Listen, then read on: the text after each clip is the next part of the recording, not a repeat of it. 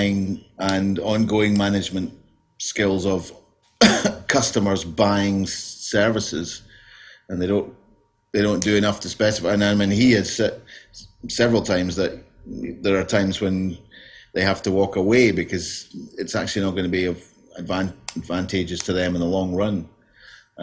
We need those skills to be up to. If we're talking about, people hiring, then IT organizations should be hiring more people with commercial skills. Well, I thought it was interesting. Barclay, is that still, have you still got on ITSM TV, you had an article with Matthew Burrows and James actually talking about the whole kind of, so yeah. I'll put a link in the show notes to that. But what I thought was interesting was they were basically giving advice for what to do when things go wrong.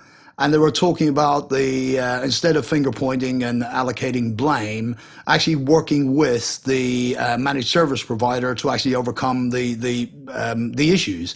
But is that not entirely the same for internal IT? And does internal IT just not kind of do that? Or does the business view internal IT in a totally different perspective? It's not so visible what they're paying, and it's not so visible the terms that exist between them. So is that the difference? Is it that internal IT is not forced to do this and MSPs are? Well, I think by definition, absolutely. I think we'd probably say that they should be doing the same things, but the commercial pressures are much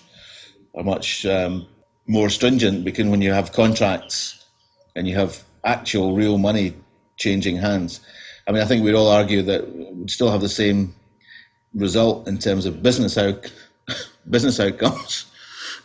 But I think what we are seeing is those commercial skills in terms of knowing how to buy, how to negotiate, and how to manage a contract are missing. That ITSM TV piece actually even features John as well. He's on it in an earlier manifestation. Before he became Tadpole John. John, I'd like to ask you, because we were talking about supplier management and the other bits and pieces here. Did you see people still struggling with the basics as a result of the survey output? Well, yeah, absolutely. There's, if you go down the results, there's comments across all the basics: service desk, instant problem, change, configuration. It just continues down right across the whole piece. And if you just take a quick glance at it, you think, well, how can you possibly focus in on what's the most important? So I think for you guys, back to ITSM, you're going to have to look at that, pick some